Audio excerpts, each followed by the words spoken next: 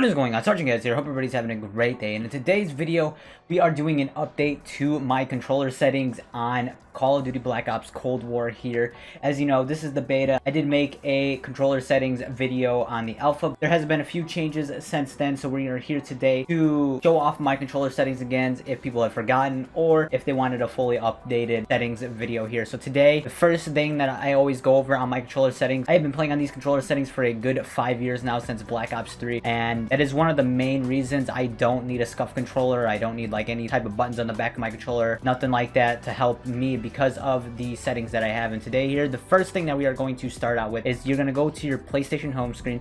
I don't know if Xbox has this feature or not, but there is a remapping feature where you can change button layouts on your controller through your settings on the PlayStation. So now if you have it on Xbox, you may be able to do the same thing, but this is for console settings on the controller. So if you do have remapping features, that is great. But you're going to go over to settings, and then you're going to click accessibility. You're going to go all the way down here to button assignment, and I already have mine on. So what you would do is go over to customize button assignments, and this is going to be actually like this, right? There's nothing changed unless you have your own button assignments. But for Call of Duty, you're going to switch your X over to R3. Now anytime that you click on, let's say you click on the game again, you go back into the game, you're going to have to click R3 instead of X. So anything that you would hit X for, like enter, it's your R3 now. So R3 is going to be enter into your stuff. So like create a class, you click R3. It's something that might be a little weird to get used to, but I only use this for Call of Duty. Like if I were to play GTA 5 or maybe go play Minecraft on the console with my friends, you know, any other type of game usually that's not an FPS game, I don't use R3 as my jumping button. And if you would want to quickly change that, all you would have to go do is go back to settings, accessibility, button assignments, and then you just uncheck mark this, and then your settings will be back to default, so you can click X on the game and whatnot if you're trying to play a different game. But anytime I get on Call of Duty, I always have this feature activated. That is the first step into our controller settings, and then we're going to go over to the real stuff here in game. First off, I have 7 sensitivity, horizontal and vertical sensitivity here. Maybe one day I might bump it up to 8, but as of right now I'm playing on 7. Pretty much these are our test settings, but they are working out for me, so these are subject to change in the future. ADS sensitivity, I was playing for a few games on 0.90, and then I changed it down to 0.80 because it was a little quick for me. This is what I'm playing on now. This is what I've been playing on all day, is 7.7, 0.8 sensitivity on both low zoom and high zoom. And then my button layout is tactical. What this allows me to do is to punch with circle, and now I slide with X. The reason I have tactical in game and not stick and move is because you cannot have both. If you were to go here,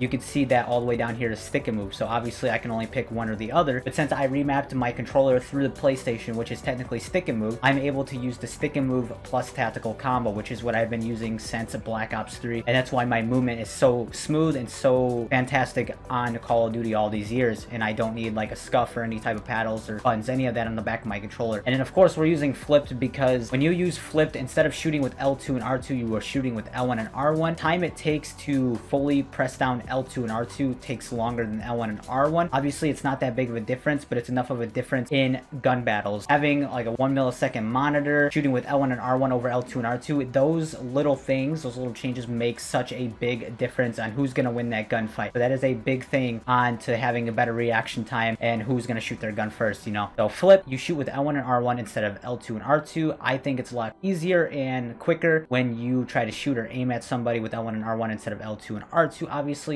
all these type of settings are going to take some time to get used to. That's what anything does when you try to change to something else that you're not used to. It's going to take time. Just like a control freak, sometimes people aren't used to it and then they don't like it, but they don't give it a chance. Like I have been using a control freak for over 5+ years, and now if I were to take it off, I would not be able to use the analog stick. I need my control freak. It's just something that I got so used to. Of course, I disabled controller vibration. Some people do play with controller vibration, but definitely try to get used to playing your game without controller vibration, because it's one of those little features that can mess with your aim, but you don't even know it because you're so used to it. Of course, it's going to feel weird if you already use controller vibration, but turning this off will help you with your aim. There's so many little things that add up to the bigger picture of helping your aim in Call of Duty. And with that said, all the button layouts I forgot to mention, what all these button layouts are going to do is you're going to be jumping with R3, sliding with X, and punching with circle now. Those are going to be your button layouts instead of whatever you're used to. Again, you're going to shoot and aim with L1 and R1, jump with R3, slide with X, and punch with circle. It's going to take time to get used to if you play on default or any type of setting, because it is a pretty big change, but trust me, I love it. I've been using it for 5+ years and I got used to it. Of course, you practice makes perfect. You give it a chance, give it a shot, you will be able to get good with it.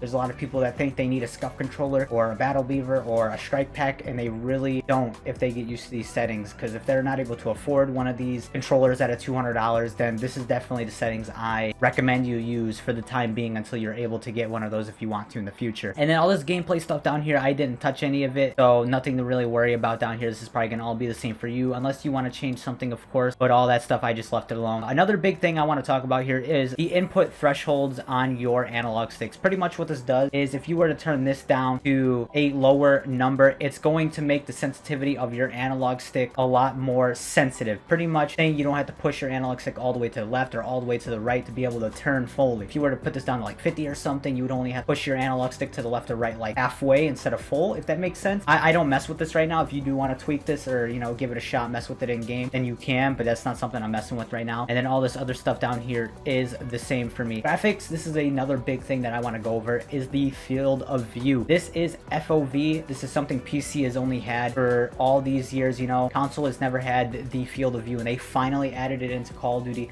Black Ops Cold War. And this is such a great and big feature that is going to change the console gaming forever with controllers and all that good stuff, because field of view allows you to see more things on your screen. As you can see over there on the screen, if you were to go up to like 80, 90, 100, 120, that allows you to see much more, and it's going to look like you're running a lot faster in game. So it just makes your game feel a lot quicker. It allows you to see more things on the screen at once, and it's just amazing. I changed my field of view. I believe the default was 80. I put it up to 95. Obviously, there might be some people out there that want to play on 120, but I honestly think it's too much for me, and 95 just seemed like the perfect fit, perfect number. Some of my friends are using 95 as well because I recommended it, and they do like it as well. So if you want to get the FOV a try, definitely try this number right here, 95. Colorblind type, you could of course, you know, change this to whatever color you want, whatever you want. I have it on disabled. And then motion blur is another big thing. I don't know if some people like to play with it, but I actually have it disabled. A lot of people do like it disabled, and it's much better on the eyes if you were to disable motion blur. And then all my audio stuff, I didn't change any of this, but if you want to tweak it, you know, you can. Also, my brightness, I forgot to go over this. I do have it at 70%. I always have my brightness up a little bit in game. There's all these interface things that in game, like your crosshairs, you can turn that off if you want. Hit marker visuals, damage based hit markers, all this stuff here, you know, little things in game if you want to tweak that as well. I didn't touch any of this, but that's up to you, of course. And then the last two tabs on the options here don't really matter unless you're using keyboard and mouse, and the account network doesn't matter. Those are going to be my settings for today's video. Definitely give this a try, give it a chance. It might take a couple of days to get used to, maybe a week, but as always, if you try something brand new, you're not going to be good at it until you practice it and all that good stuff. So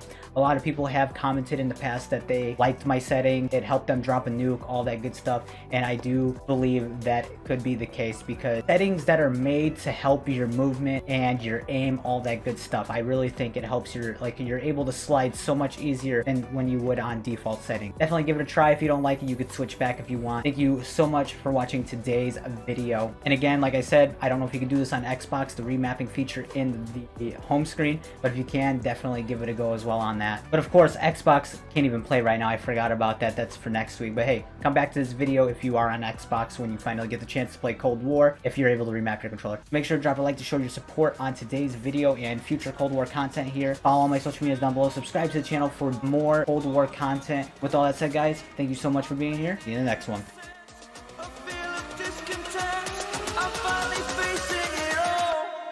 Fearless.